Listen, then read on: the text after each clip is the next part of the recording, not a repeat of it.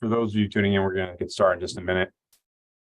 I'm just waiting on one other speaker and for the clock to strike a little after 4.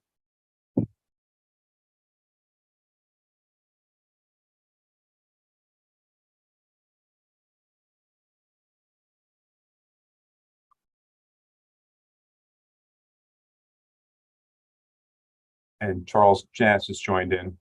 You can make for panelists as well. She's coming in. She's coming in. Okay, great. You're on top of it. That's my job. Hello. Hey, Janice. Hey. Hi, Emery. Hi, Melody. Hey, how are you? Good. How are you? Pretty good. Good. Wednesday, halfway through the week. Yes. It's a good thing.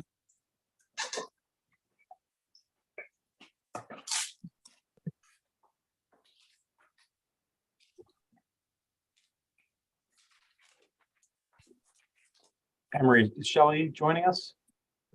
I'm sorry to keep asking. She is, but I don't know if she needs panelist permission because she's just going to be note-taking. So I think she's in the list of attendees I can see on the side there. Sure, you can always bring her in and you can Sure, introduce. why not? I guess she is on the Is that intro. Smith? Why not? Smith? Yeah. Shelby Smith, correct. She's a key team player on this, so She's coming. we'll show a face.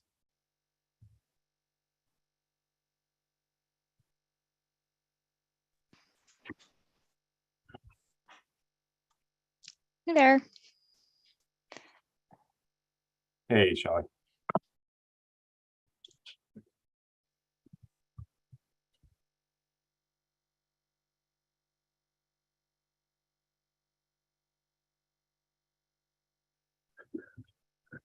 Just ignore the town engineer behind me. He's sending him home.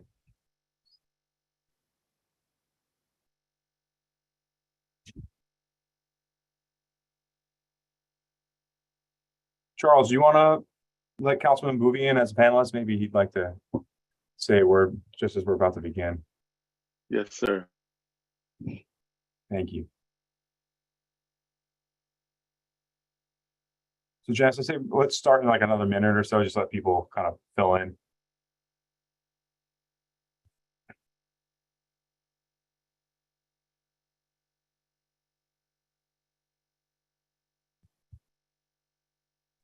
Hey guys, Good afternoon, Councilman Boovy. good afternoon. Yeah, that's what it is. Hey, can we just say to all the attendees, when it comes time to ask a question, you just have to raise your hand and I will let you in. Do not decline or you cannot come in. If I'm done. Thank you, Charles. We're going to just start momentarily. I can't even speak. We'll start in a moment. But I guess just we're going to have this presentation with Ramble. For those of you who are tuning in now on our climate action plan, welcome to our first public engagement session.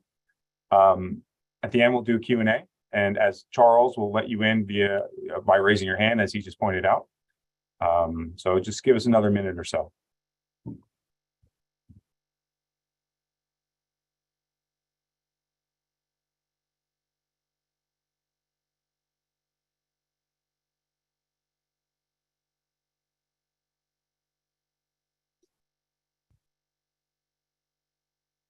Amy, I see your hand, and I think we're going to try to hold on questions for just now. We're going to try to open that up in a little bit.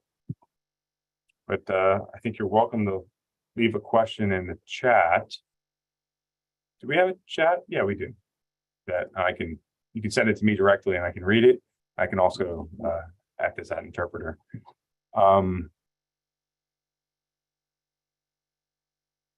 okay.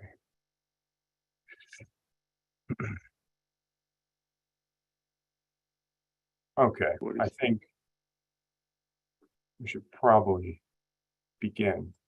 So Again, welcome. This is our first climate action plan public engagement session. My name is Mike Lieberman. I'm a senior planner with the town of Southampton. I have with me Janice Scherer, head of land management, Councilman Bouvier, one of our strongest champions when it comes to pursuing this, as well as Emery Lee from Ramble and her team. Emery, if you'd like to introduce yourself and your team. Sure. I will just do some quick introductions and then go ahead and pull up our slide deck because we do have an intro slide in the presentation. So yeah, thank you, Mike. My name's Emery Lee. I am with Ramble. I am the climate adaptation and resilience lead for Ramble in the Northeast. I'm based in New York and I work on climate action and adaptation projects in the region. And I have with me Melody Redburn and Shelby Smith. I can let each of them introduce themselves. Melody? Sure. Hi, my name is Melody Redburn. I'm a manager in our sustainability group. I'm based in Denver, Colorado. I focus a lot on greenhouse gas inventories and greenhouse gas emission reduction strategies. So I'll be reviewing the town's greenhouse gas emissions and then reduction strategies we've developed for the climate action plan today. Hi, everyone. My name is Shelby Smith. I'm a senior planner with Ramble out of the New York City office. I'm working closely with Emery. I work within the resiliency and adaptation water group. So a lot of kind of sustainable integrations and long-term resiliency planning. Well, we're so glad to have all three of you with us. And just before we begin, Charles, if you could maybe open up the closed captioning so that people can see one's questions. And I know Southampton High School is in attendance via Jen Keller. So a little shout out to them. Councilman Bouvier, is there anything you'd like to say before we begin? Well, I wasn't prepared to speak, but I just welcome this issue, and I really it's been a pleasure working with Ramble, and we're looking for solutions to try to meet our carbon emissions goals, and this is a really big step, and I'm very excited to hear what they have to say. One of the steps, obviously, is to reach out to the public in general. So I think this format is good to do that, and let's get going.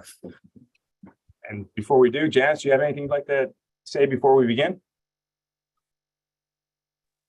Sorry, I was muted. Just welcome, everyone. We're so excited to have this time to really drill down on what we're doing for our steps to take that we can for climate, what we can do, measurable actions, and we're really pleased to have Ramble lead us through this. So I'm excited to see where this takes us. Thank you very much.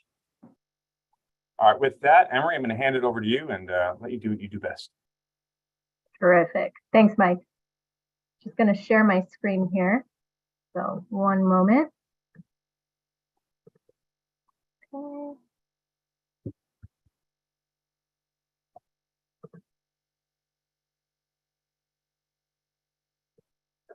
Is this coming through for everyone? It is, although it's on the presentation format in the slideshow. There you go. Now you're good to go. Okay. Wonderful. So yeah, welcome everyone. Today we're going to provide a summary and overview of the work we've done to date for the Town of Southampton Climate Action Plan. So here's the agenda. It's pretty brief, but I think we'll be able to cover a lot of ground.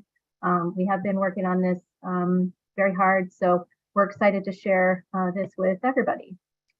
So starting with the team introduction, you heard from each of us just a second ago, but here are our headshots.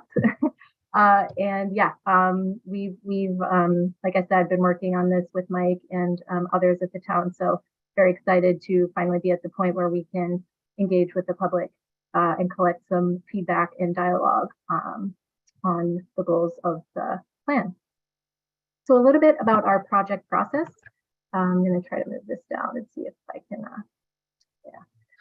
so the goal was to create a climate action plan and energy blueprint to guide the town toward achieving its climate action or climate related goals, which are 100% renewable energy by 2025 and 100% carbon neutrality or carbon neutral by 2040. And a key piece of building that roadmap is getting a handle on greenhouse gas emissions. So developing an emissions inventory, so understanding where the town is today in terms of carbon emissions, and then forecasting in the future a business as usual scenario, and then also sort of forecasting a scenario where the town takes deploys certain strategies and actions to reduce emissions and shrink the carbon footprint, so to speak. So, now we're at the point of engaging the public. And as Mike said, this is the first of public meeting of the sort of series of engagement that we plan to do. The end product will be a climate action plan report that is very streamlined, digestible, easy to understand. So it's something you could pick up and read, get a cup of coffee and put your feet up and read, and then something that actually the town will use in the coming years to take real steps towards reducing emissions. So an actionable plan. We're excited to kind of share the substance of that as part of the technical presentation. Again, here's a little bit about just the process generally. Sometimes a visual helps. Again, started by creating the emissions inventory, did some research on the best ways to engage the public. So what methods, could we deploy to reach the broadest audience? Coming up with emissions strategies based on, what we learned from the emissions inventory, and then also factoring in potential carbon sequestration and offset solutions. So how can that contribute to reducing the emissions for the town, and then calculating financial and economic impacts of the emissions reduction strategies.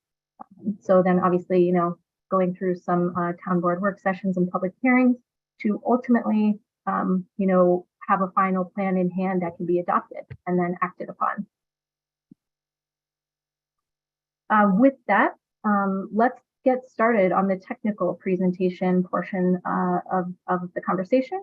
I'm going to turn it over to Melody Redburn to sort of walk everyone through sort of the analysis of the emissions. Great, thanks, Emery. We went through this briefly on the previous slide just as part of the plan process, but really this is kind of the buildup on how we identify the ways and the strategy for the town reaching their carbon neutral goal. So the first step in that process is to really understand what are the town's greenhouse gas emissions. We select a base year in order to calculate those emissions against, to understand kind of where we're starting from. So we'll review that emissions inventory. From there, we also build an emissions forecast to understand where the emissions could go without any action. This helps inform the specific actions and the areas of emissions that need to be reduced. Then we start to set climate action priorities. So these are larger buckets. You can kind of think of these like almost like the chapters of the plan. And then within that are specific strategies for reducing those emissions. And so we'll walk through what some of those look like. This is also at the level where we start to model what the expected or what the anticipated emissions reductions will be associated with those categories based on a series of assumptions. We put all of this together to show the overall emissions reduction impacts and understand where the town is headed in terms of its emissions and where there's still a little room for more action and those additional measures. So this is just kind of the overview of the technical material we'll be walking through today. Next slide, please, Emery.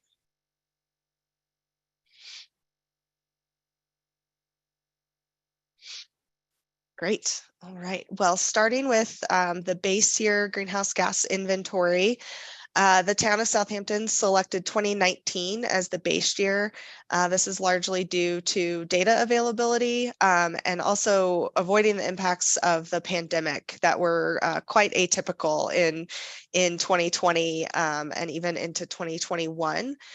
We started developing the inventory in 2022 and therefore did not have a full year of data to understand what those emissions were for 2022. So looking back to 2019, which is, you know, as we all know, over the last several years is probably the last time we had a quote unquote normal year. So we use that to kind of measure against going forward.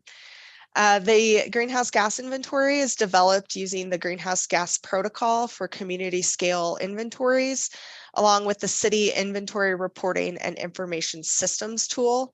This standard is the globally accepted standard for developing greenhouse gas inventories, and it provides a consistent approach for accounting for emissions. The community scale guidance specifically provides information for determining the emissions boundary, the scopes of emissions, and the calculation methods for community-wide greenhouse gas emissions.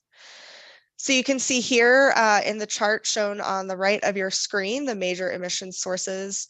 The total emissions for the town of Southampton in 2019 were about 770,000, a little over 770,000 metric tons of carbon dioxide equivalent. The smallest source of these is waste. This includes both solid waste that is sent to the landfill, as well as emissions associated with wastewater treatment. The next category is transportation. This includes fuel use, including gasoline and diesel, associated with on-road vehicles, rail, and marine transportation. And then energy use is by far the largest category. You can see those broken out by residential energy and commercial energy. Both of these energy categories include electricity, fuel oil, and natural gas. You can see for both the residential and commercial sectors that electricity is by far the largest source of emissions. 74% of residential energy emissions come from electricity, and for commercial energy, that's 79% of those emissions. Based on the town of Southampton's population, this is about equivalent to 13.3 metric tons of carbon dioxide equivalent per capita.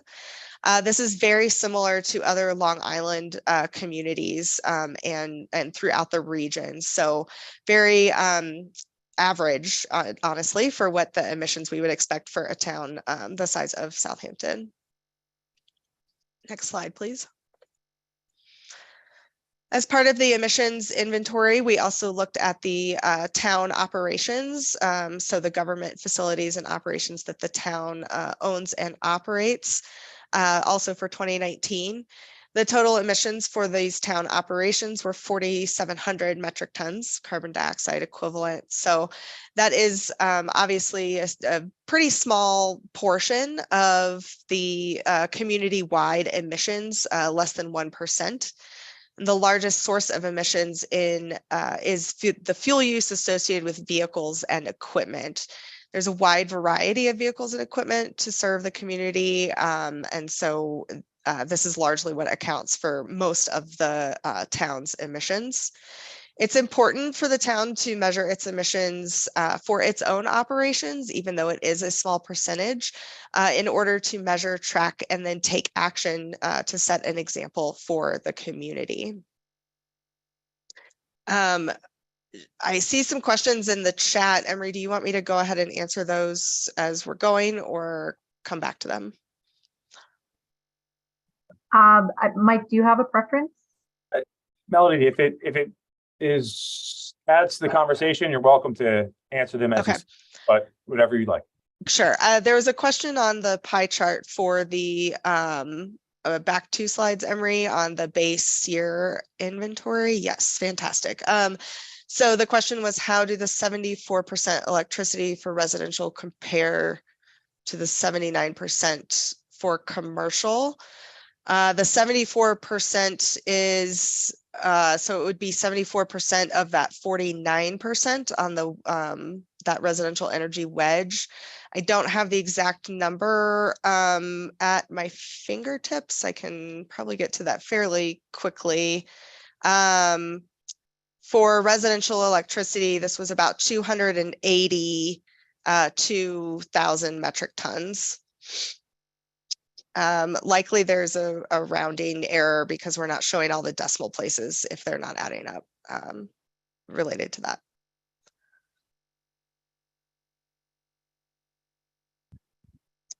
We do not include private jets and helicopters in the inventory at this time due to lack of available data. So just based on where the inventory is drawn. In the interest of moving the presentation forward, as I watch the questions come in, let's keep moving, Melody, and we'll circle back to these. Sorry, everyone. All right, so moving into this next slide, we're looking here at the greenhouse gas forecast through 2040. So for greenhouse gas emissions forecasting, we look at what we call a business as usual scenario. This considers no climate actions taken by the town. So none of the strategies that we've identified for the climate action plan are accounted for in this forecasting. It does, however, include assumptions on changes to the electricity supply that is provided by the electric utility. This is largely, while the town can have some influence here, this is largely a market influence, which is why it's incorporated into this forecast. You can see here that as the grid, the electricity grid gets cleaner over time, you see that pretty significant reduction in the building's energy use. So the dark green and the dark blue portions of that wedge there. The forecast is based on the population growth of the town through 2040. This is assuming a change of 0.3% per year based off of census data. Largely, you can see here that even though the town is expected to continue to grow over time, over the next 20 years here, the decarbonization of the electric grid and the reduction in those emissions has more impact than that growth does over time. One thing to note on the assumptions for the electricity supply, here you can see in the bullets, we've assumed a 50% reduction in emissions by 2030. And a 75% reduction in emissions by 2040. This is less aggressive than what the utility has publicly committed to, just to account for some of the challenges that the utility may have in achieving their goals. And we also want the town to continue to spur action and additional renewable electricity within the town itself. Next slide, please. All right, next we worked with the town to identify climate action priority areas. So these are what I would call kind of the large buckets of strategies that were developed, again, kind of like those chapters that you'll see in the climate action plan.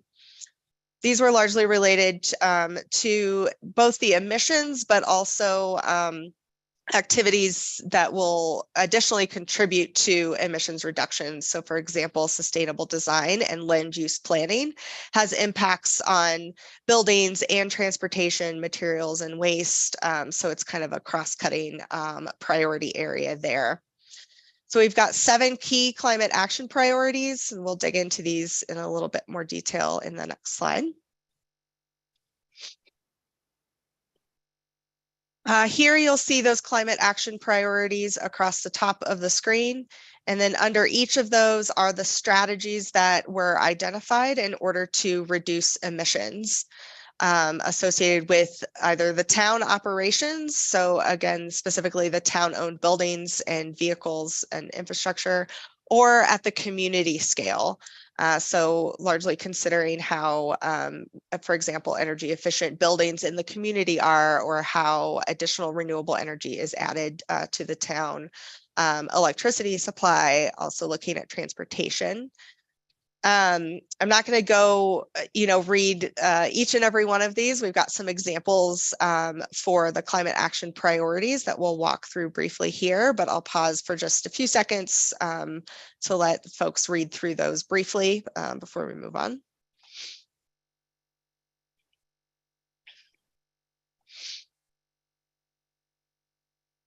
I will note also the capacity building climate priority area is largely considered kind of an enabling function to help support a lot of these other strategies.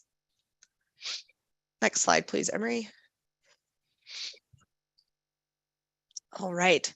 So for each of these priority areas and major strategies, we identified and developed key assumptions that went into the projected emissions reductions associated with each of those climate action priorities. So here is showing the expected reductions by 2040 based off of priority area. On the far left in the dark blue, those are the 2019 baseline emissions. So again, that's 770,200 metric tons. The next light green bar there you see as a reduction in those emissions. This is what is attributable to the grid decarbonization based off of the previously stated assumptions. So 75% reduction in emissions by 2040. The buildings sector is next. So the dark green bars you see there are the climate action priority areas that have emissions reductions associated with them. The buildings climate action priority area focuses heavily on energy efficiency in existing buildings, and then eliminating and reducing the use of fossil fuel in new buildings to really reduce those emissions. Clean energy focuses on solar installations across all sectors, residential, commercial, and also at town facilities. It also looks at district energy systems and the reduction and elimination of fossil fuels to get to entirely fossil-free clean energy sources. The next climate action priority area is transportation. This focuses on the electrification of vehicles, largely attributable to kind of market shifts in electric vehicles and where those are expected to head. I think there was a question in the chat related to this. We model this as a strategy rather than in the business as usual forecast. The next category is land use planning. So it looks at transit-oriented design and also ways to continue to reduce transportation. So, adding more sidewalks, adding more bike lanes, and some of that overlays with the transportation area as well. Then we look at materials and waste. This is primarily composting rather than sending organic waste to the landfill. Carbon sequestration is the last climate action priority area. This looks at the availability of forests, wetlands, grasslands, and their ability to remove and sequester carbon. Finally, the blue bar there at the end is the expected remaining emissions that will need to be reduced. However, we expect that carbon sequestration will additionally contribute to this with more aggressive strategies, as well as just changes in technology over time. I think we've all seen how fast technology has changed in the last 5 to 10 years. So there's a lot expected to continue changing that is just not able to be modeled at this time. Next slide, please. Another little bit deeper note on the role of carbon sequestration and removal. This can provide Southampton with additional emissions reduction measures with very focused kind of concerted efforts through preservation and really just concerted effort on utilizing those restoration areas to result in carbon sequestration. The focus areas here include forested land, wetlands, and then grasslands in particular. We did use conservative estimates. These, the expected emissions removal and sequestration associated with each of these focus areas can vary pretty widely depending on the level of restoration, and also the carbon accounting methodologies that are used to account for that sequestration. So we did use a conservative estimate just to be on the safe side there. I would also like to note that climate change can continue to impact these areas and available restoration area over time. So also why we use the conservative estimates in case those areas are impacted between now and 2040.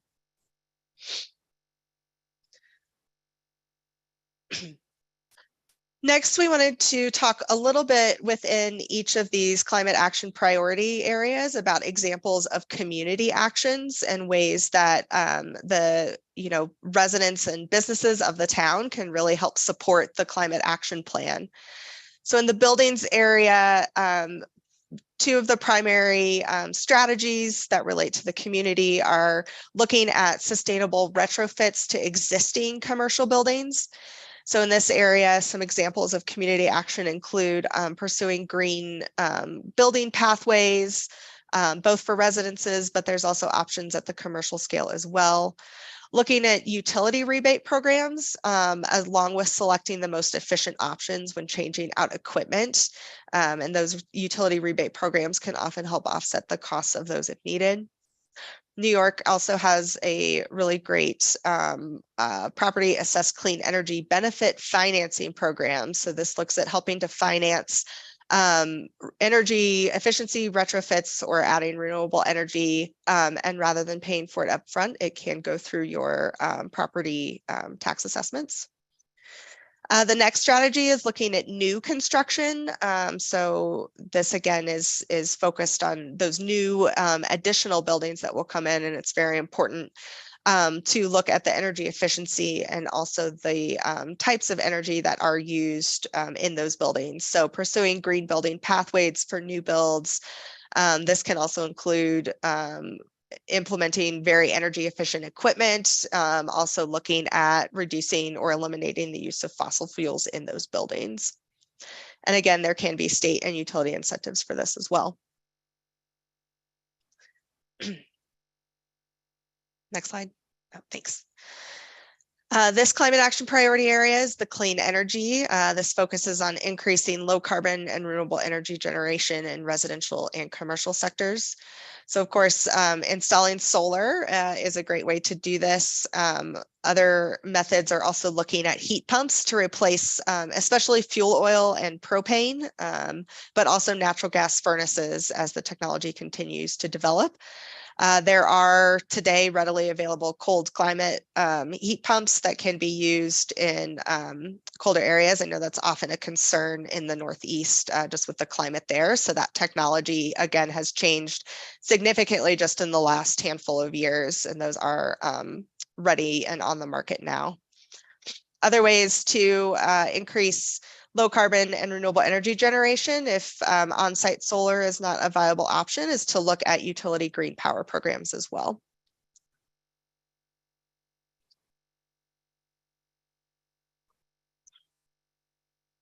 The next climate action priority area is transportation.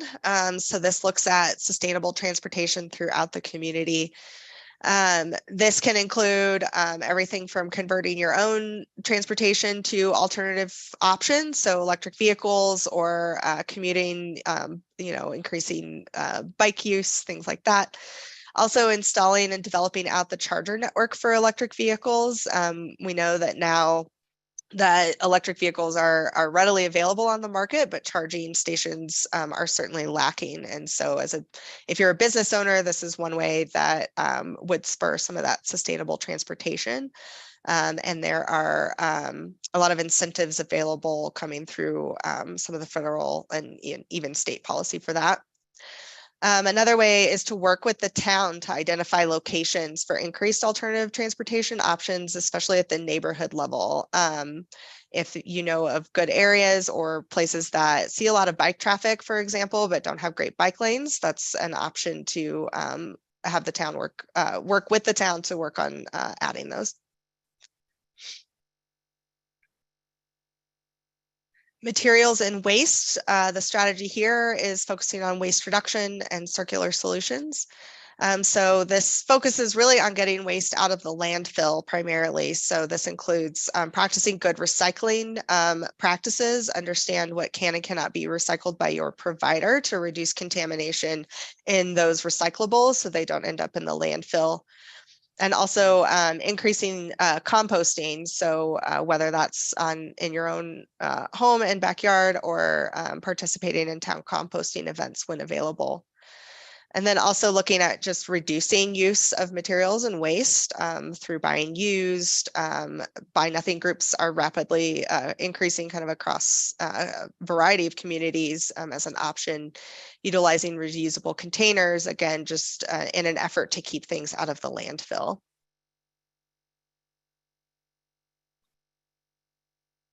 We've talked a little bit more in depth here about carbon sequestration and removal. Again, quantifying and expanding natural resources, habitats, and trees. Ways that the community can really support this is to just practice good stewardship of public and open lands, of those existing lands, so that they don't get degraded through public use. So this can include practicing leave no trace principles, staying on designated trails, reducing waste in waterways. This seems like a very simple thing, but it's really important for preserving these lands, and as additional areas are considered under restoration or preservation, to continue to work there. Utilizing native plants and landscaping at your home or business is also another great way to add additional carbon sequestration and reduce other resources that way, and participating in local conservation efforts. Finally, for capacity building, again, spoke a little bit earlier to this one, does not necessarily have direct emissions reductions. However, it's really critical and important to help promote and really stand up these strategies in the climate action plan.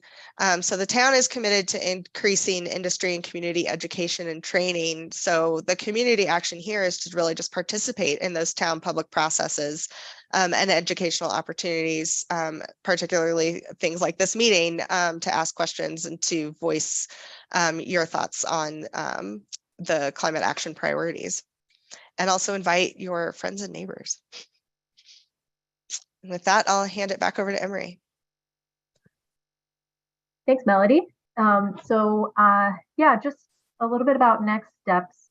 For us anyway, our task is to collect feedback from everyone here tonight and incorporate it into the climate action priorities, strategies, and actions. So the existing body of work. We are going to complete the financial impacts analysis for the emissions reduction strategies and actions. So we'll end up with a sense of not only the magnitude of emissions reduction impacts for the various climate actions, but also the financial and economic, impacts as well for each of those types of strategies and actions. And also drafting the actual climate action plan report. So putting this all down, pen to paper, getting the numbers and the data into a document that we will continue presenting sort of drafts of through the spring of 2023, and then ultimately have a draft ready for this summer for to go through the public hearing process. So that sort of sums up just what's in front of us for the next couple months. And now I think we want to go ahead and open it up to questions. So yeah, Mike, would you like me to, I know you can sort of. It's up to you. I mean, we could start at the top and read down the list, or we could open it up to let people with their hands, we can hear from them verbally and kind of break it up a little bit. Yeah. And go read from the chat box as well. Sure. So. Yeah. I mean, I thought these were going to be for prompts, but maybe we don't even need the prompts, because I can see in the chat box, I'm just screen sharing, so I haven't looked, that there are quite a few questions. So maybe we should start with those. What do you think? You know what? Since there's one hand up, let's give Tip Rowland an opportunity to ask a question. He's been quite engaged. He's from a member of the Green Committee. Perfect.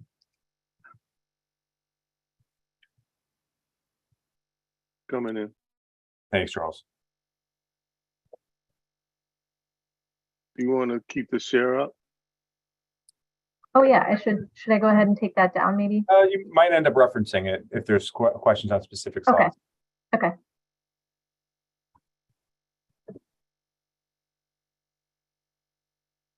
Tip, do we have you yet?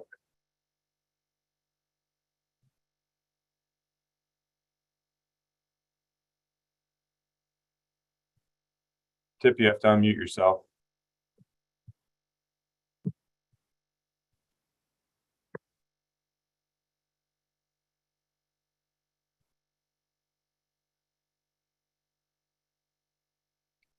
Hey, Tip, glad to have you. Just you got to unmute yourself so we can hear your question. Sorry to pester you.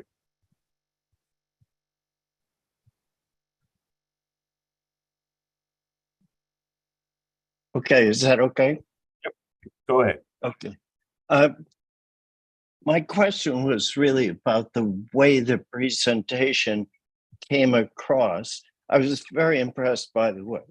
I'm sure you're doing great work.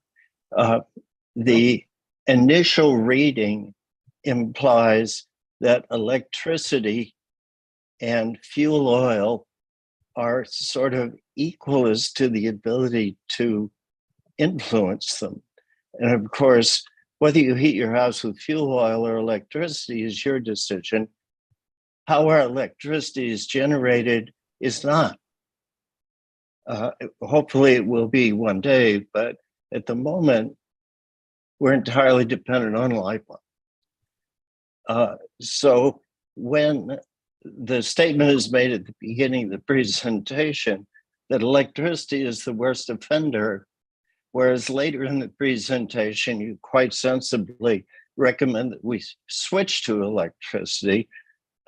I understand why you said it, but to the observer at the beginning of the presentation who doesn't know what's coming later, it's confusing because we've mixed up here the things we can control with the things that we can't. So I think perhaps some kind of clarification with that initial statement might be helpful to the understanding by the public. That's it, Mike. Thank you. Thank you, Tip. Emery, I'll let you field this one.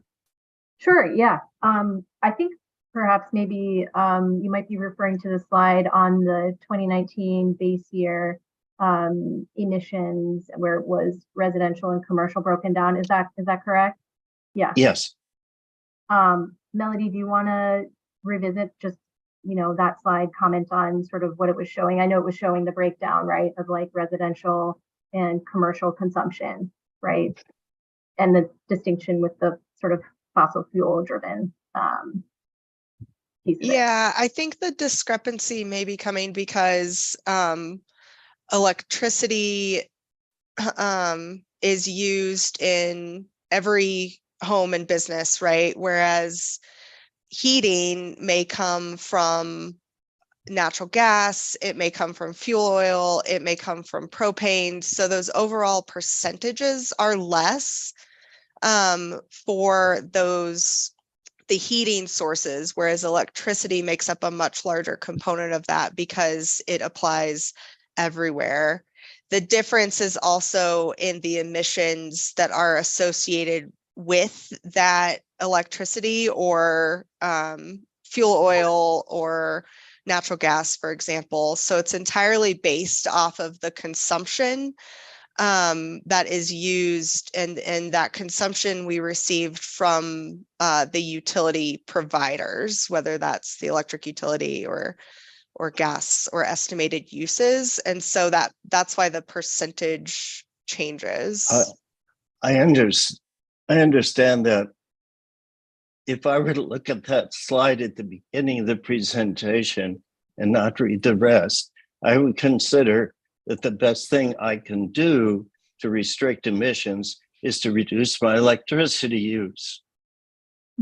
And yet later in the presentation, you quite point out that you really want more electricity use and things like heat pumps, because that will eventually become, hopefully, a carbon-free source. Yeah. That's not clear from the beginning. And that's my point. Well, thank you, Tip. I think when we go a little bit more in detail as time goes on, we get more information, we can make that a little bit more clear. All right, Tip, we're going to move on to Lynn Arthur. We're going to try to restrict this to 1 or 2 questions per person so we can actually get through everything. I want to feel like everyone's heard. Lynn, go ahead. Yeah, I'll be quick. I just want to piggyback. You can hear me, right? Yes. Okay, thanks.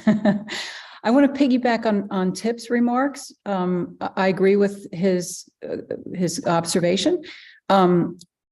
Something that's happening very recently is that we had a work session with the town board, and we're on a path we're right now in the outreach period for a CCA program. It's a 60-day outreach, and then after 60 days, the board will decide whether or not to move forward and issue an RFP for power supply. If that happens, the current schedule calls for that RFP to be issued on June the 10th. So if it makes sense, what I'd like to see in that you guys consider, what would be the impact? Is that if we're able to get a proposal, we're pretty confident we will, but if we're able to get a proposal for 100% renewable at the same price or less, how would that benefit the numbers? And I'll just leave it there. That's all I wanted to say. I don't know that that's a question, but I'd ask that you consider that if it makes sense. Comments are valuable. Thank you, Lynn. So do we have anyone else next to come in, Charles, or should we start reading down the list?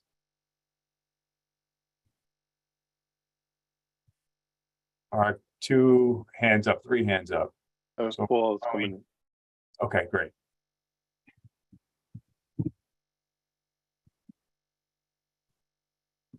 And everyone just keep in mind, we are taking notes. We plan on incorporating these comments in any way possible.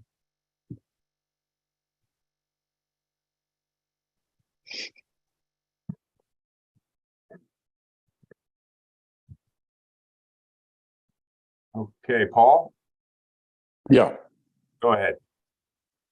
I can't seem to get my video up, but 2 things. One, it wasn't clear to me when you talked about projections, we talked about population growth and things like that. Some of the nomenclature or some of the sources for that I was not familiar with or didn't really understand. So I just think a little more clarity on when you say we're basing this work on a projection over the next period on such things as population growth development in Southampton. I think what the source of that would be really helpful. And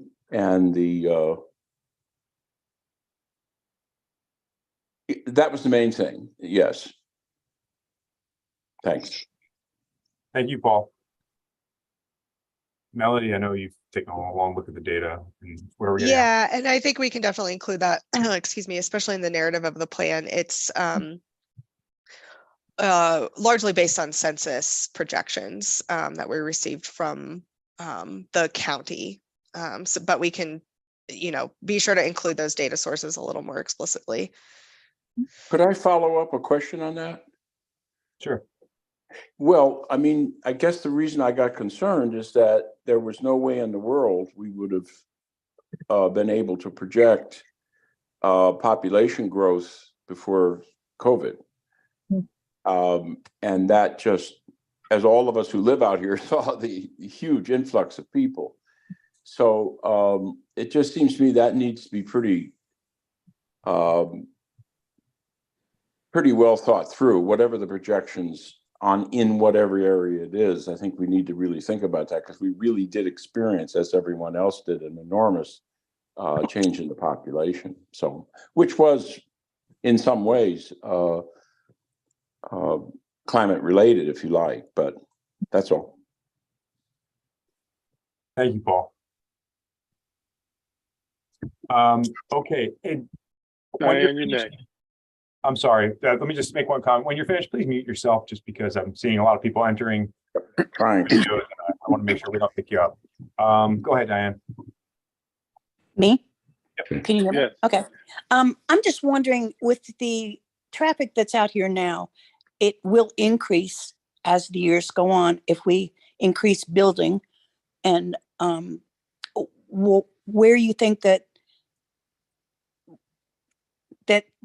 transportation or a different route into this community or a different idea would not be considered very important, to say the least. I'm on North Main Street, and they just cleared off probably 30 acres surrounding my home. So there's no trees, there's no forest or anything, but I can see the haze now. There's like a brown haze that comes in right about, 4:30, 5 o'clock. It's sort of sad. And that's from traffic. So has anybody considered a different mode of transportation completely, or roads that go up high, or, just anything? Has anything been looked at as far as that goes? Yes, I see you hopping on. I'd like to speak to that.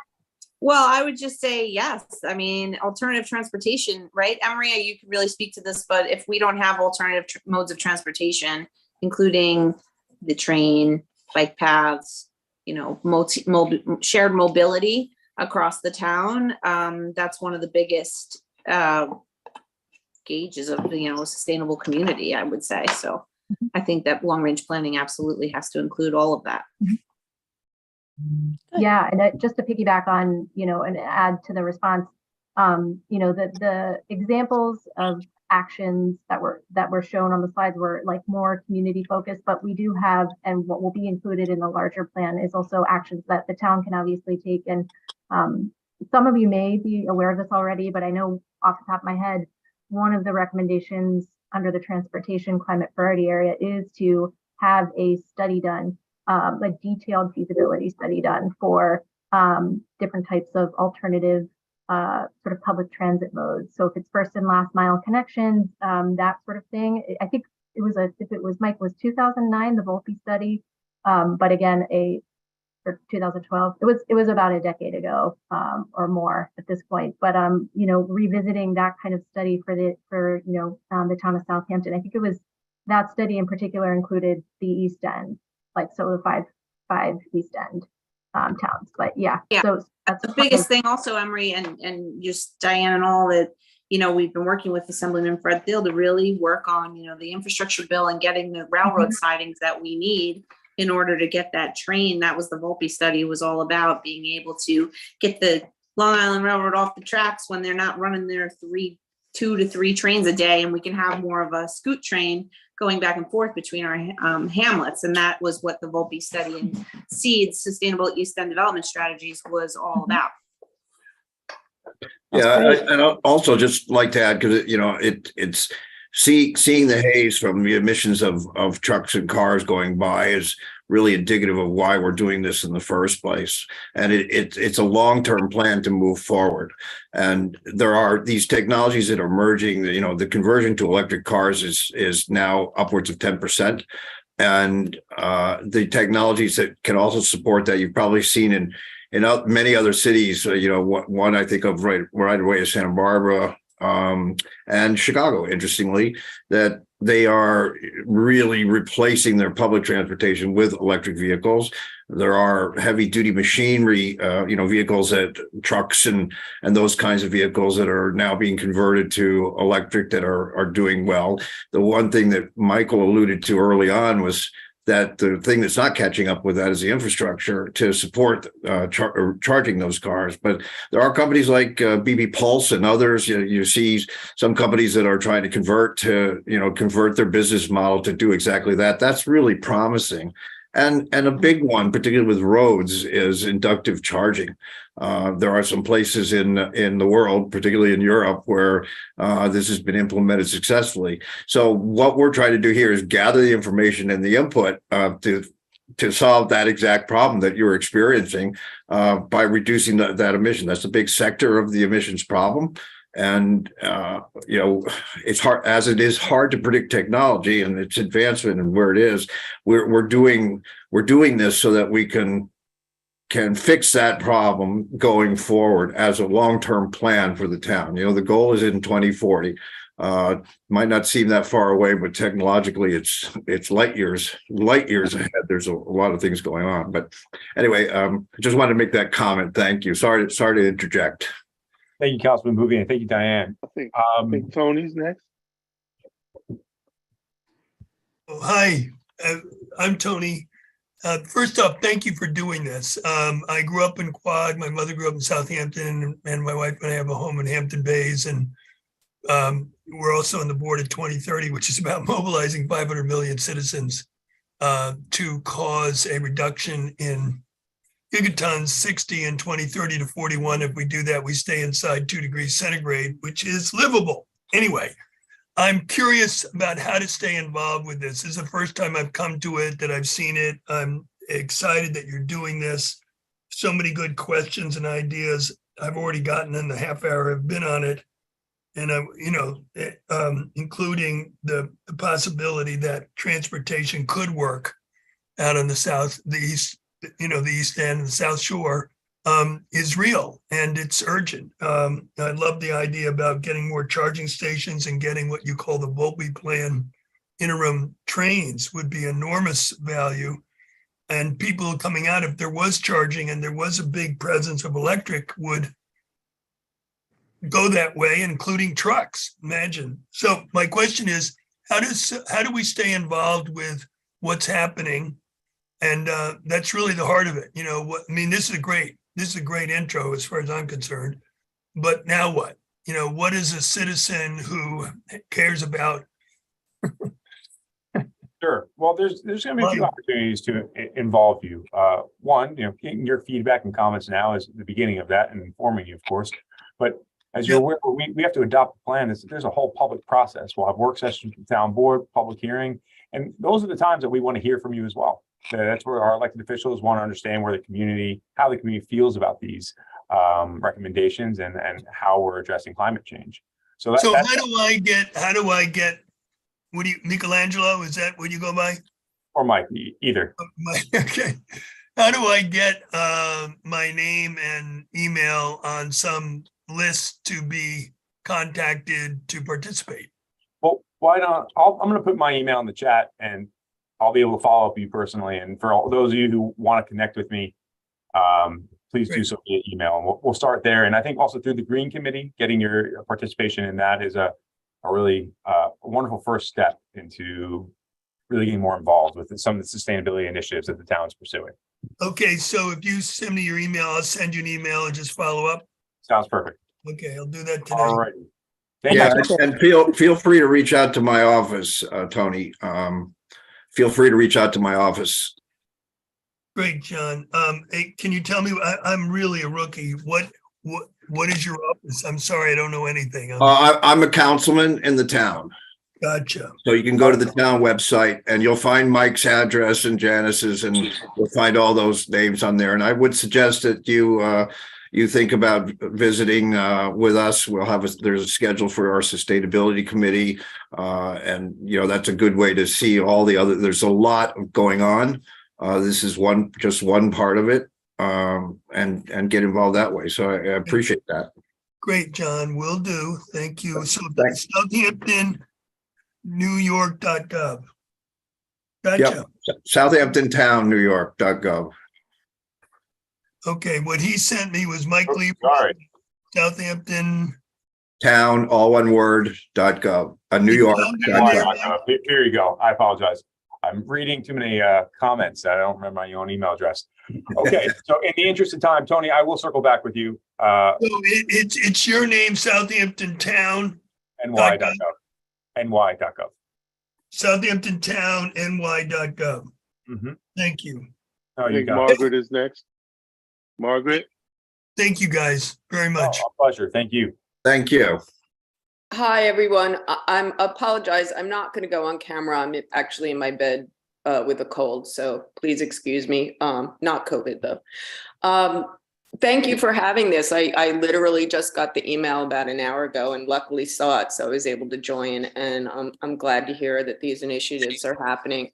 My specific question, because I'm actually in the middle of preparing a presentation about battery energy storage systems for the Civic Association in Hampton Bays, which I'm a resident of. And I'm curious, where in the comprehensive plan, the Southampton Town Comprehensive Plan, does it speak to battery energy storage systems? And in the NYSERDA battery energy storage system model law on page 6, it mentions appointing a battery energy storage task force that represents all interested stakeholders and residents, businesses, not-for-profits, industry, utilities, and relevant AHJs to prepare an action plan and adopt or amend a comprehensive plan to include the battery energy storage system planning goals and actions, and develop local laws and or other regulations to ensure the orderly development of battery energy storage systems. Is there anybody could speak to where we are in that process and what's happening? Because I know there are 2 applications before the planning board, one for Key Capture Energy on West Montauk Highway, and another called Canal Southampton on 24 North Road and 17 Larboard. Margaret, I can answer that for you. This is Janice. Hi, Janice. Hi. So, NYSERDA guidelines, we did do that. Internally, we met with the fire marshal, we met with the building officials, we met with the building inspectors, we met with the industry, we met with NYSERDA, we met with many people, we had many work sessions with the town board. So we did, NYSERDA is saying build that group, and we did that. And that's how we rolled out the battery storage code that we have. That code is, enacted. There's 2 applications, as you said. One is close to a substation and meets the standards. One is further away and is requesting deviations from the standards. We understand that people want to change the code, although we put in a lot of avoidance areas and places you can't put it. And naturally, of course, the industry doesn't want to put it too far from a substation because then it would just cost so much more money in infrastructure, and you lose energy as you're further away you get, so it doesn't entirely. Yeah, I'm aware of the rationale for the proximity of a substation. Yeah, so we feel confident that the code is compliant with what NYSERDA is saying. Of course, everything can always be customized even further, so we'll look to do that. But as far as we're concerned, our goals are to create local energy generation and storage so that we have, resiliency, especially east of the canal, and Lynn Arthur can speak to that as well. But our CLG goals, et cetera, were to create and promote battery storage and solar as a package sort of use, a land use, in close proximity to substations and meeting various criteria for safety and visual impacts and any other type of impact. So, we can revisit certain parameters of the code that right now, east of the canal, local generation, that's the idea, to not have substations and more fossil fuels coming this way. Yeah, So, no, I understand the goals, and again, I'm not against battery storage energy systems. With the research that I've done,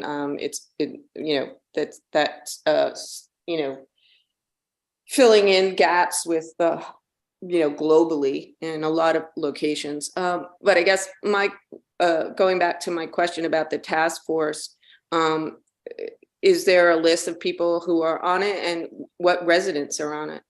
I wouldn't say there's a task force. There's a nice sort of recommendation that you can create a task force. The town board didn't create a task force.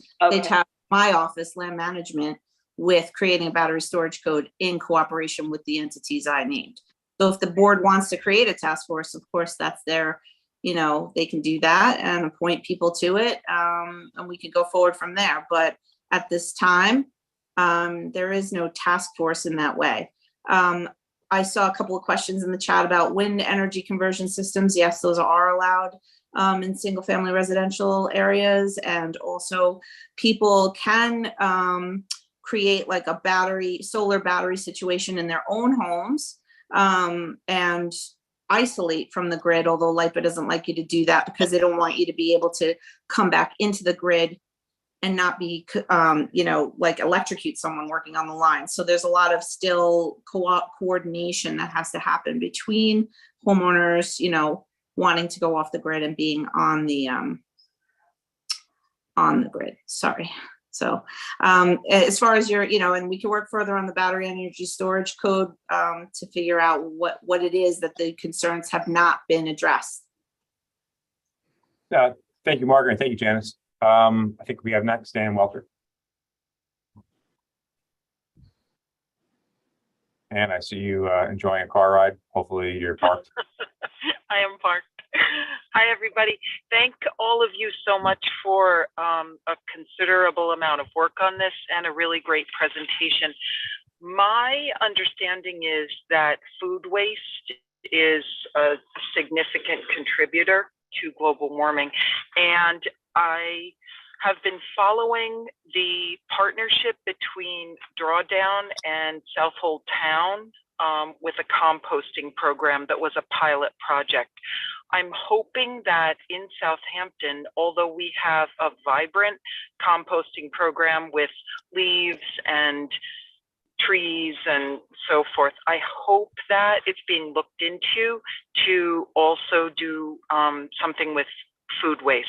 I came on late, so this may have been discussed and I missed it, and I'm sorry if I'm repeating things, but that's my question and concern. Well, I think I can answer that, Anne.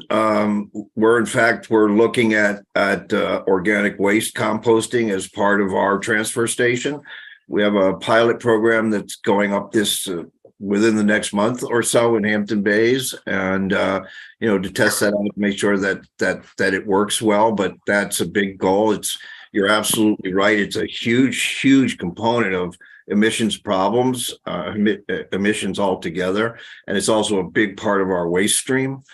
So it's critical that we find a better way to do that, and that's what we're doing now with some really good local people, some local groups, and so I hope to be able to report really good progress by the fall. I know Janice. I would like to also give a shout out to the Greater Calverton Civic Association and Mark Haubner and Takwi Turchin, who are working on this very issue in Riverhead and creating a pilot program where food scraps come from residential and they're then given to farms. And it's really fantastic. And so if we can do that here in Southampton, I mean, it's great. And so Mark wrote on the chat, and we should pull Mark into helping us do the very same thing they just been, figured out for Riverhead. Thank you, Anne. And has your question been fully answered? Cool. All right, Finny. Finny. Hello, my name's Finny. I keep hearing that biking, we need to be biking more, and yeah, I think that's great, but I've tried biking on the big roads in Southampton town, and you can't because there are no barriers and people are speeding all the time. What are you doing to help that, to fix that? Because I've gone to the local government in my town and they said that there's no way they can ever do that. Are you doing anything to fix that? Well, yeah. So there's a couple of ways that we're addressing this. But in the context of the climate action plan, I think there'll be general recommendations to pursue bike infrastructure, bike share programs, and promote more access to biking opportunities that are safer. In the last couple of years, we did win a grant in Hampton Bays connecting two parks, Red Creek Park and Hampton Bays, to Grand Park. We also launched a bike share program in Hampton Bays, Bridgehampton, and Noyak along in Long Beach. So we recognize that biking is a part of the solution. So what we need to do is further understand how we can continue to really pursue that as a solution to our carbon issues. I don't know if Emery or Melody would like to speak to that a little bit in the context of the climate action plan, because I do anticipate there will be several recommendations as to the significance of biking infrastructure. Yeah, I can take just a stab at that. So yeah, I mean, in the transportation and the sustainable design and land use climate priority areas, there are recommendations, specific recommendations for implementation of studies to build out cycling bike infrastructure that includes both bike lanes, protected bike lanes, and parking. And in addition to, expanded bike share programs. So the recommendations in the plan do speak to that. And it's recommendations to obviously to the town, for over the next, nearly 20 years for the town to really try to advance and prioritize that type of infrastructure and building that out. I think we know that due to the density, or the sort of type of land uses that the town of Southampton, has, there will always be some need for, individual passenger vehicles. However, to the extent that bike infrastructure can proliferate, that's sort of the objective and the goal, and some of the recommendations in the plan really speak to that. So, anything to add, Melody, or good there? Okay. Thank you, Emery. And Finney, I'll just say one last point. For I think a large portion of biking history, biking was seen as a way to engage with the environment and a way to stay healthy. I think only recently we've begun to recognize that biking may play a very significant role as an alternative mode of transportation in reducing carbon and getting cars off the road. So I think this is the beginning of really kind of shaping a plan around how we can incorporate biking for that purpose. But so thank you for engaging. I'm glad to see someone of your age showing up at a meeting like this. So thank you. All right, Mackie. Ms. Finnerty, how are you? You're still muted if you don't know.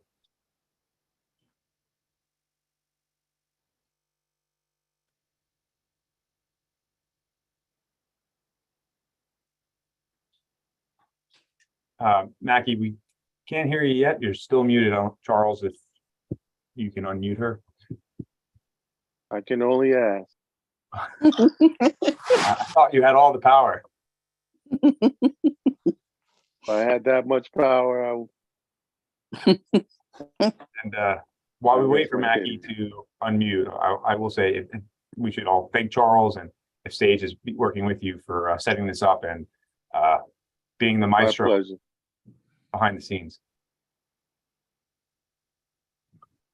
I think Mackie is the last question here also. Okay.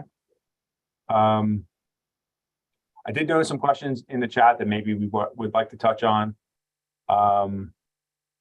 If anyone else would like to speak, now's a potential time to raise your hand, especially if you had written your chat a question and we haven't addressed it, you can always chime in via the chat. Let's bring in Carla or Marianne Eddy. Well, Mackie, perhaps she may have walked away after raising her hand. They're coming in. Okay, thank you. Carla, I read earlier in the chat that you have a dam that you would like to electrify or something like that. So looking forward to hearing about this.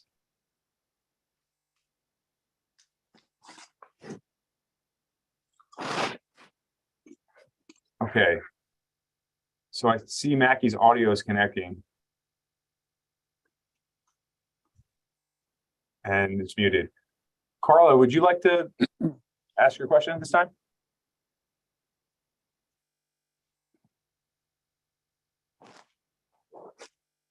Also muted.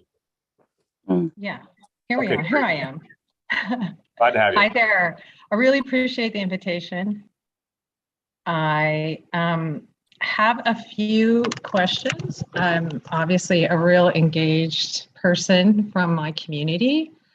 And first of all, I'd like to acknowledge Councilman Bouvier's efforts to keep the CPF on its core mission of land preservation. It's really heartening to see the town council try to keep land preservation as we voted it in. So I'd like to say thank you for that, John. I Well, also would like to thank you, comment. Carl. I appreciate Yeah. that. Thank you. It's a hard job you do, sir. Sometimes, So- but it's also really, really rewarding, and we get a lot of stuff done. And we have some really great people that you see here in the town who just, and young Finn, who there last night. I should acknowledge him. He seems like he's got a path forward. But thank you for the comment. I appreciate it. Yeah, and Anne as well. I know she might still be on. So my comments have to do with how does this become actionable for residential, right? Because I'm in Flanders, I have water, I have a dam. Can I put in a hydroelectric dam and power the neighborhood? You bet. Would I be allowed to? Not without a lot of changes, right? So these are the kind of things that the land use code is not ready for. And, I'm right on the bay. Boy, do I get some good wind and with nor'easters. I could have a lovely windmill just like my ancestors from Holland. I know all about them. So, there are opportunities within the communities to do these things. But I have to say, you guys are really needing to look back a little bit at the Peconic Estuary Program studies and the PPP, because we don't have living shorelines and we've tried. So a lot of this is really optimistic and not congruent with the town code. So I just need to make that clear. Carla, if I could just quickly answer that, and you definitely came to the right place, especially if you're going to talk about dams and energy with Councilman Bouvier here. So when you need a plan in order to justify the code amendment. So we can't just have an internal meeting and say, you know what, we should have hydroelectric dams all over the town. This is how it happens. You're actually in the process right now. So that these kind of conversations, that information is incorporated into a plan. That plan is then later used by staff like myself and Janice Scherer and Councilman Bouvier, who's not staff, but he will engage with us to sponsor a code amendment and then move it forward. And we use that plan to justify. We look at the data and we say, well, this is the support and the people are behind it. So the reason our code has lagged behind is because technology has improved. And a lot of this process takes a long time. And if I could, the sustainability plan was adopted in 2013. The game has changed in 10 years. And that's why we're revisiting that today. So I'm really glad you brought up that point, because it does kind of in a full circle, we can begin to see what this really looks like as a process and how we end up with a town code that's updated, current, and ready to tackle some of the problems that we're currently dealing with. So thank you. Well, and to be back to Emery, educating the town people about what needs to happen is not a high priority. We all know this. So you're dealing with a highly educated population who wants to act. So just to make that clear. Well, let me just quickly jump in while we're all jumping in. And I appreciate what Mike had said, because that's absolutely, this is the process to get these things done. And sometimes it seems arduous and a little nuts at times. That's the only word I can come up with, that we have to go through these processes, but it is a check and balance kind of system, and it is slow going, but I think that's really necessary. Is if you have the wrong interest pushing for something, you may not get what you think you're going to get. And I think that's really critical. I keep thinking that I sit on the PEP management committee, and when you see the technology and you see success and failure, and the success grows on those failures. So that's how you learn to do all the things that you're talking about, all the things that we're talking about here. You need to have that metric to work from, but you also need to have the evolution of gaining the intelligence that you were talking about. And that's really important to get to where we're going. So at times I get very frustrated, but I think, and so I know everybody does, but I think the frustration is warranted because the goal is really good, and I won't take any more time. You and I can talk for hours on this, Carla. So I will. Please. Feel free. But and to the point about the PEP, they had great intentions. Very little of what they studied and recommended was implemented, and the sense of urgency among the citizens of the town is heightened. We've waited 20 years for things like better storm drains, so people are getting to that point where they're like, what can I do now to bring about, because it's a global problem, think locally, right? So we're all trying to ask, what do you want from us to make this happen faster? And that's part of the reason citizens are so, involved now. I would suggest that, we can talk offline, but you might reach out to Joyce Novak, who's the new executive director for PEP. PEP has changed. And one of the reasons it's changed is because we finally met our obligation under the statute. The CPF statute is to also help fund the Peconic Estuary program. That's one of its big line items in the statute. Which we're now doing. And John, we can talk offline because this is all town related. And but I'm really glad you're so engaged. So, reach out to my office and let's talk. Okay. Okay, great. Thank you so much. Thank you. Marianne? Hi. So just responding there for a moment and in some small defense of the Peconic Estuary Partnership, they have funded various rain gardens here in Sag Harbor. And even though they seem kind of low life and not very glamorous, they're one of the only effective ways of really removing nitrogen from runoff. So I'm grateful every time they give the nod to one of our grant applications. But the thing, and it's kind of continuing along this same line, but leaping back a bit to what Finney was saying, I really, and maybe I missed it. Maybe I took a little astral vacation there in your answer, Janice and Michael, but in terms of bike lanes, do we have a list of roads or streets? Do we have any kind of prioritization of how we're gonna make these, corridors bike friendly? I mean, one of the scariest things I've ever done out here was ride a bike on Scuttle Hill Road, and I'll never do it again.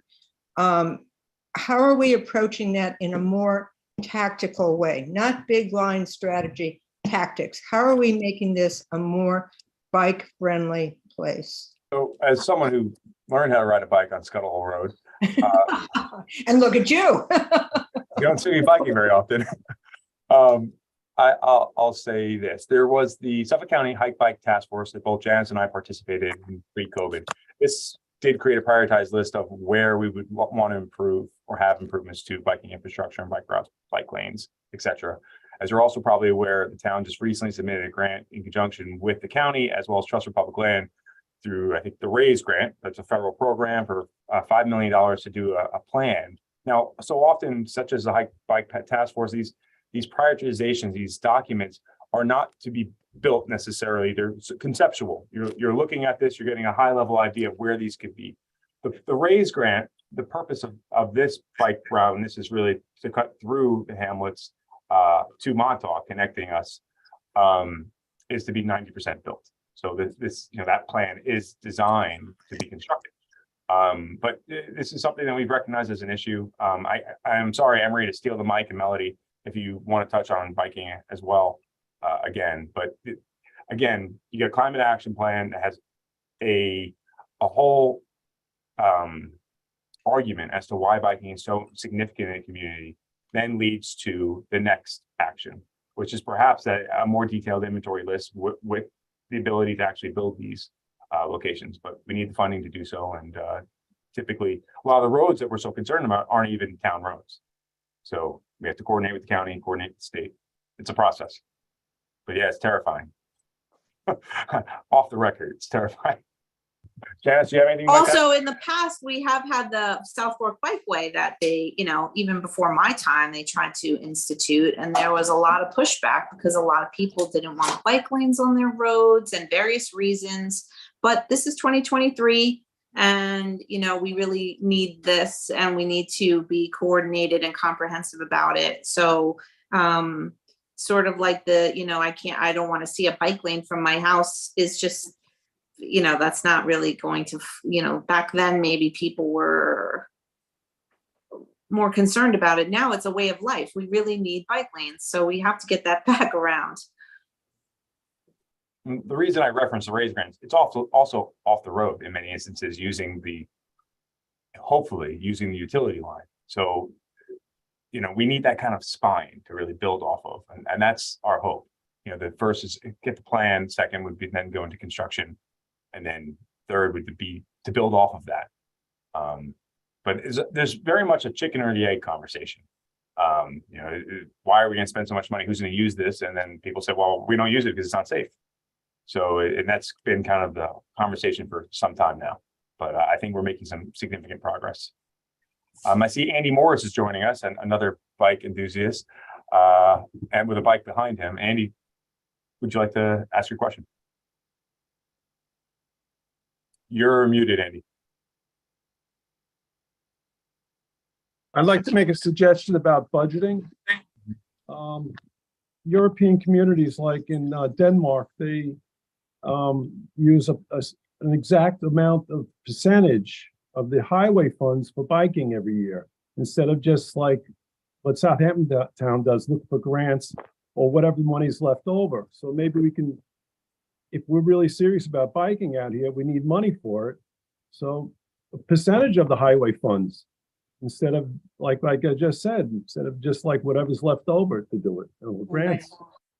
That's a fair comment. Thank you, Andy. Yeah, and also I spoke to Mr. Fred Thiel. He told me that, in regards to using the LIPA Long Island Railroad properties and any other properties, the Community Preservation Fund can be used to buy those areas for bike paths. It just can't be used for using any maintenance on them. So that's a lot of money in that Community Preservation Fund to buy properties to do a bike path. Well, Andy, this is Councilman Boovie. Just quickly answer. With CPF, we have to have a willing seller, and that's quite often the problem with CPF. You have to have a willing seller to do that, and it becomes a negotiated price. So just, I'm happy to speak to you offline about that. Maybe there's some ways around that. Fred and I have talked about this incessantly. But you just be aware that we can't just go and buy property, and it requires a lot of, appraisals and all that kind of thing. Feel free to reach out to my office. Thank you. Thanks. Thank you, Andy.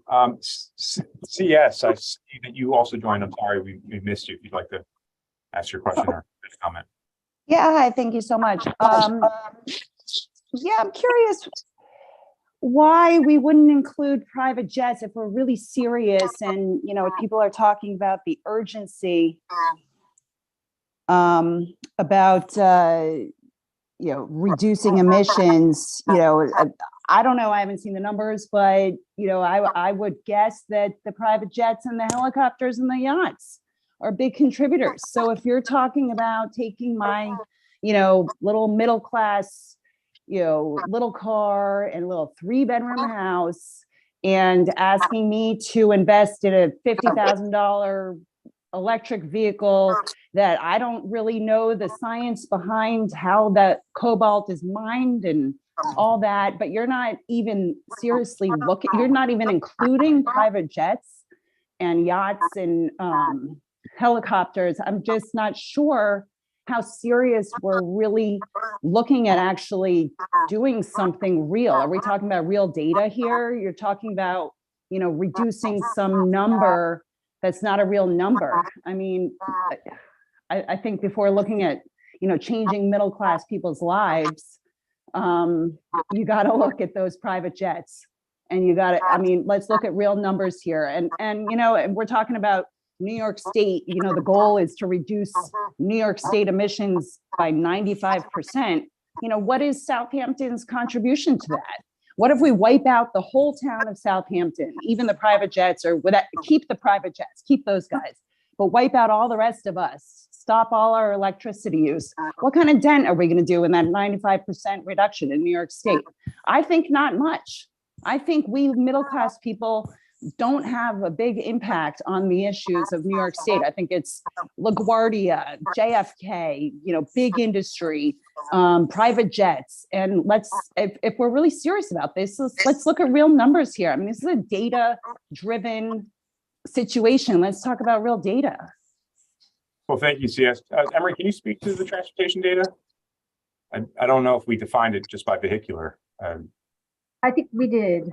Yeah, unfortunately. So yeah, I think, we would need to get that data to incorporate it into the inventory. I don't believe it was part of the original inventory. Yeah. I'll jump in that part of it is related to how the protocol defines the calculations for a community boundary. And as far as private jets go specifically, there, to my knowledge, is not technically an airport within the city boundary, even though the nearby airports may service private jets. And so that's where the difference in the boundary gets drawn based off of the published protocols. So some of those emissions would show up in a different town's inventory. Now, we do need to look at the definition as we related to on-road and marine transport and the helipad challenge. Thank you, Melody. For those of you who are unmuted, please mute yourself because we're getting some feedback. Yeah, but Southampton is in the town of Southampton, and there are heliports in the town of Southampton. So this is reminiscent of Davos. People flying private jets. If you're not going to include those, I'm going to start asking questions. Who runs your foundation? Is it someone who has private jets? This is insane that you couldn't include those. If you want to look, please, we can look at Gabreski potentially for jet information, but to wrap that into who do you work for has no bearing. Each and every one of us is responsible for our own contribution to the climate situation. So therefore we look in our own local home, in our own building envelopes, in our then community, and then regionally, and then, the whole state.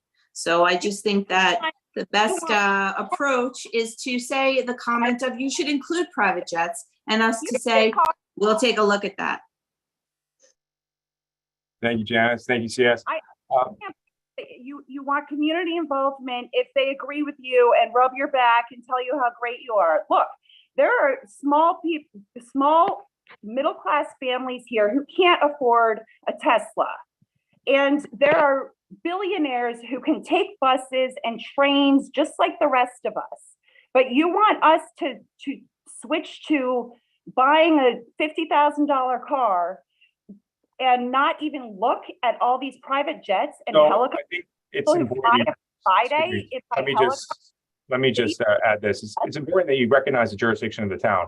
We're not encouraging people to necessarily purchase a Tesla. We're looking at what the town uses, how we can reduce our consumption. We're looking at policies in place that we can, and programs that can support the community. So we're not disaggregating between the middle class versus other classes. This is just a comprehensive understanding of what as a municipality and as a community are we consuming? What can we produce? What can we offset? How do we fix this collectively? There is no, we work for you. I'm a public servant. So to imply anything else is insulting. So I think we're going to move on to the next person. I'm making a valid point. Why are you looking at my house and my... We're not just looking at your house. We're looking at everyone's house, including those if you are familiar with our building code, and I'm going to just say this, our building code requires homes that are larger than 4,500 square feet to be more energy efficient than those that are under. So in certain instances, we do account for that as a municipality. But I think what you're trying to say, and you're welcome to contact me directly if you want to continue this conversation, but for the purpose of moving this forward and making sure everyone feels heard, yes, I really appreciate your comments. It's Scott. 6 times and it was not addressed. This is not real data. If you're not including it, you're not using real data and you're not really trying to reduce emissions. We're going to do our best to include what the data available to us, right? This company does look at aviation. I looked up their website. So Emery and Melody, that's a comment that we've taken into consideration, and we're going to do our best to account for that data. But as Melody pointed out, some of that's outside of our jurisdiction. But again, thank you. Scott, would you like to ask your question? Hi. Thank you for this, and thank you for that last exchange. I thought that was helpful as well. I just wanted to state there was a letter to the editor in the Southampton Press last week talking about this issue of battery technology and the challenges around the lithium cobalt mining. And that I wrote a follow-up letter to that is out on 27 East. Hopefully it'll be in the paper itself this week as well. The prior letter to the editor had referenced a UC Davis analysis looking at the future of transportation. And I just made note that that study talked about the importance of the land use transportation connection. I think it was Janice had mentioned the SEED study a little earlier in the program and how critical that is. And this new UC Davis study was talking about the need to shift away from private passenger cars towards things like mass transit, like the Long Island Railroad and that corridor, in addition to the e-bike technology. So I think we have to at least consider the possibility that by that 2040 year, there's going to be a lot more demand for e-bikes out here, especially considering how many people are here from New York City, and that we really have to do another rethinking of that transportation infrastructure. So we have safe ways for people to be on e-bikes and hopefully safe e-bike drivers that are not creating accidents for others. Thank you. Thank you, Scott. Professor Carlin. So I think we're a little over time. I think we had budgeted an hour and a half for this. I know there's a lot more questions in the chat, and I see some people in there that I wish we got to, such as Jen Keller, and I apologize for missing this, and KGB and many more. So I think we may, Janice, I think it might be time to wrap up, and maybe this gives us we know we should have another one of these in the future, especially as more information becomes available. Yes, Emery and Melody, do you have any other further comments? And yeah, all this is important information. We want to gather all the data. We are data driven, but we're also trying to be action driven and just do things that make practical common sense, just for our ways of living. So I think to that, Emery and Melody, do you have anything to add?